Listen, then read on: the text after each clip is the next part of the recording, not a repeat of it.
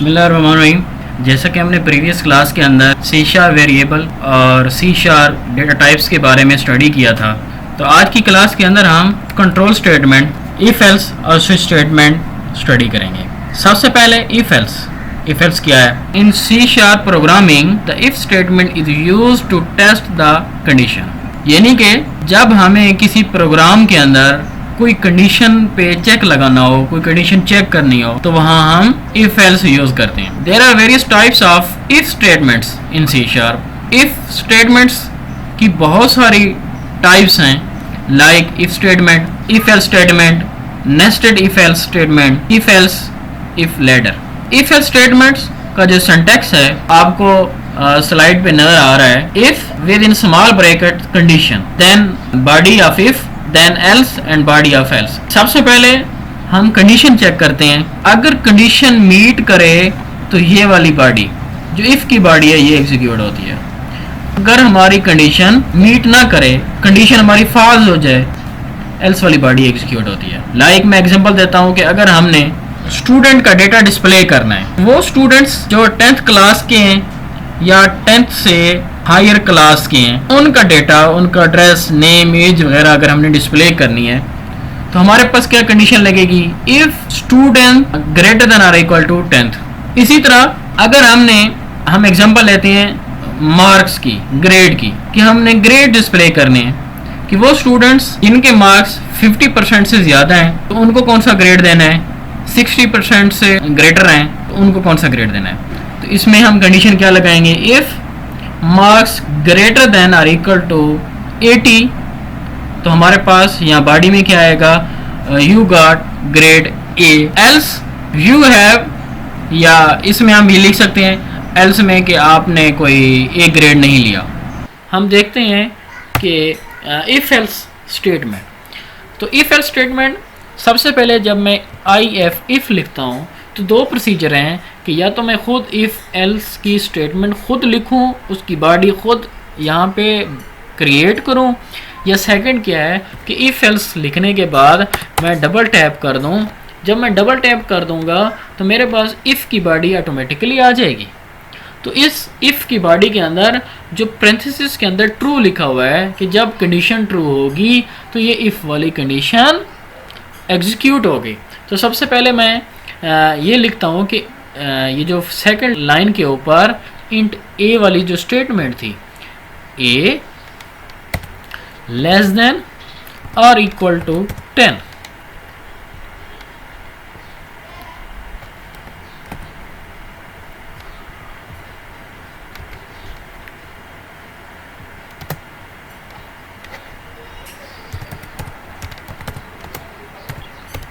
Less than $10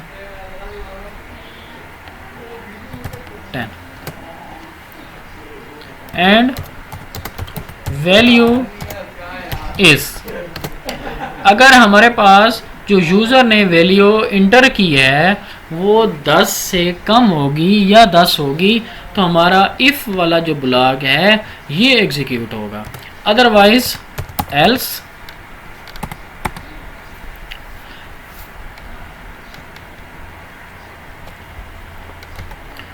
वाला block, your number is greater than 10 and value is. तो ये आपको बताने का मकसद कि या तो हम ये इफ़ और एल्स का जो बॉडी है, जो स्टेटमेंट है, या तो खुद लिखें या इफ़ लिखने के बाद डबल टैप कीबोर्ड पे जो टैप की की होती है उसको 2 टाइम हम प्रेस करें तो ये इफ़ वाली बॉडी हमारे पास ऑटोमेटिकली राइट अप हो जाएगी। इसके बाद जब हम एल्स लिखते हैं और टैब की को 2 दफ़ा 2 टाइम प्रेस करते हैं तो ये एल्स की बॉडी भी हमारे पास ऑटोमेटिकली राइट अप हो जाएगी। जस्ट हमने इसके अंदर कंडीशन लिखनी है। तो मैंने क्या कंडीशन लिखी? इफ़ ए की वैल्यू 10 से कम है या 10 के बराबर है तो ये वाली एग्जीक्यूशन हो जाए, इफ़ वाली। अगर ये ट्रू नहीं है तो एल्स एग्जीक्यूट हो जाए। नेक्स्ट हमारे पास कंट्रोल स्टेटमेंट है switch statement. The C sharp switch statement execute one statement from multiple conditions. यानी कि स्विच स्टेटमेंट में ये होता है कि हम एक ही स्टेटमेंट के ऊपर मल्टीपल कंडीशन चेक कर रहे होते हैं। लाइक मैं इसकी अगर एग्जांपल दूं कि हमने कोई मेन्यू सेलेक्ट करना है या कैलकुलेटर बनाना है, तो यहाँ पे मैं एक्सप्रेशन की जगह पे ये हमारे पास स्विच का जो सिंटैक्स है, स्विच स्मॉल ब्रैकेट में एक्सप्रेशन है, देन उसकी बॉडी के अंदर केस और ब्रेक है। इस केस और ब्रेक का मतलब यह है कि अगर हमारा ये केस ट्रू हो जाता है तो हम स्विच स्टेटमेंट से बाहर निकल जाएंगे। अगर ये हमारे पास फर्स्ट केस ट्रू नहीं होता, कंपाइलर क्या करता है, सेकंड केस चेक करता है। इसी तरह तमाम केसेस को चेक करते हुए डिफ़ॉल्ट पे क्या करवा देता है, उसको कोई सी स्टेटमेंट प्रिंट करवा के हम स्विच से बाहर आ जाते हैं। तो मैं एग्जांपल दे रहा था कि अगर हमने कैलकुलेटर बनाना है तो हम इस एक्सप्रेशन के ऊपर क्या लगा देते हैं, ऑपरेटर केस पॉजिटिव, कि अगर हमारे पास ऑपरेटर पॉजिटिव है तो यहाँ पे हम कोड टू बी एग्जीक्यूटेड की जगह पे क्या लिख दें, एडिशन का कोड लिख दें, a plus b, then break case value two की जगह पे अगर हम माइनस लगा दें, ये हम अरिथमेटिक ऑपरेटर नेक्स्ट क्लास में देखेंगे। एक ही स्टेटमेंट के ऊपर हम मल्टीपल कंडीशंस लगा सकते हैं कि अगर ये हो तो क्या होना चाहिए, अगर इस एक्सप्रेशन की स्टेटमेंट की वैल्यू या कंडीशन क्या होगी। मैं स्विच लिखता हूँ, स्विच, और डबल टैप कर देता हूँ। तो डबल टैप करने से मेरे पास जो वैल्यू है, जो बॉडी है स्विच की, वो ऑटोमेटिकली क्रिएट हो जाएगी। तो इस स्विच के अंदर मैं पास कर देता हूँ ए को, केस 10,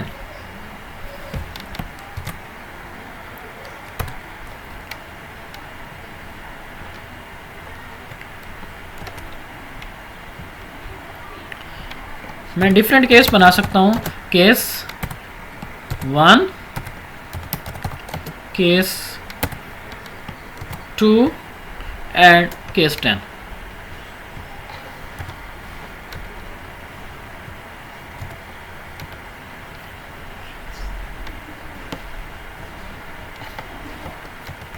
और हर स्टेटमेंट के बाद मैं ब्रेक लगा देता हूँ।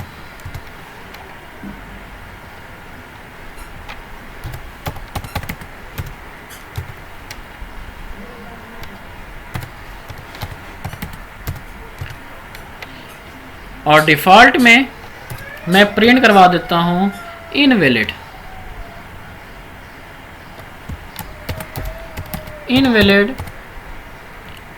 नंबर।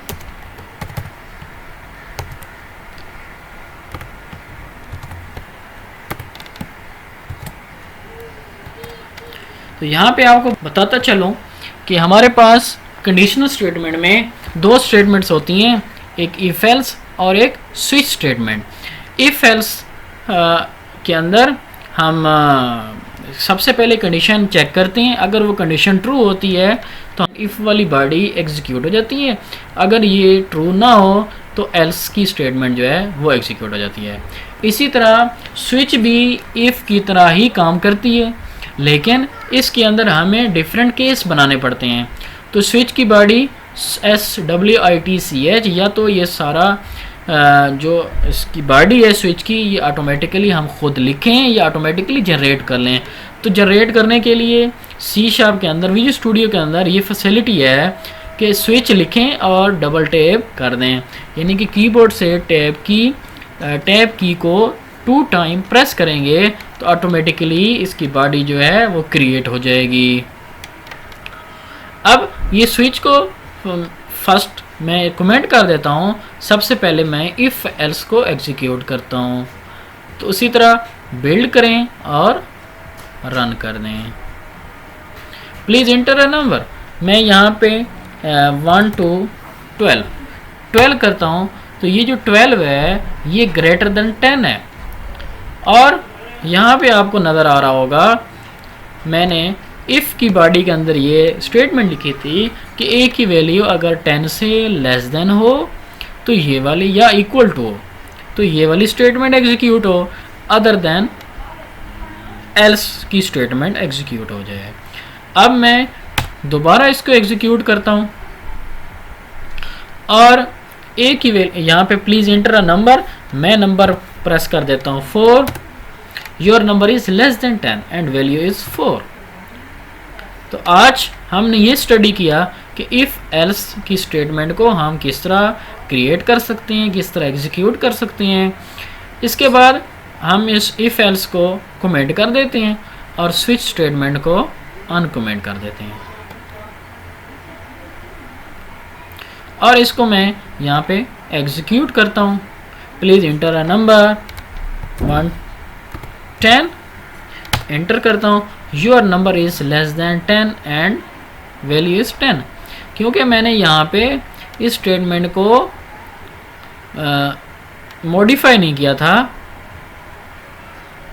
इसको मॉडिफाई कर लेते हैं। योर नंबर इज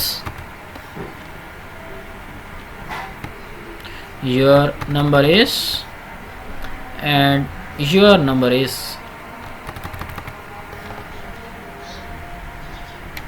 एग्जीक्यूट करेंगे और यहाँ पे हम 4 लिखते हैं, इनवैलिड नंबर, क्योंकि 4 का कोई केस यहाँ पे एग्जिस्ट ही नहीं कर रहा। आज की क्लास के अंदर हमने कंट्रोल स्टेटमेंट में से इफ एल्स और स्विच स्टेटमेंट्स को स्टडी किया है, सीखा है कि किस तरह हम इफ एल्स और स्विच स्टेटमेंट यूज़ कर सकते हैं। इसी तरह इंशाल्लाह अज़ीज़ हम नेक्स्ट क्लास में लूप्स स्टडी करेंगे, for loop, while loop and do while.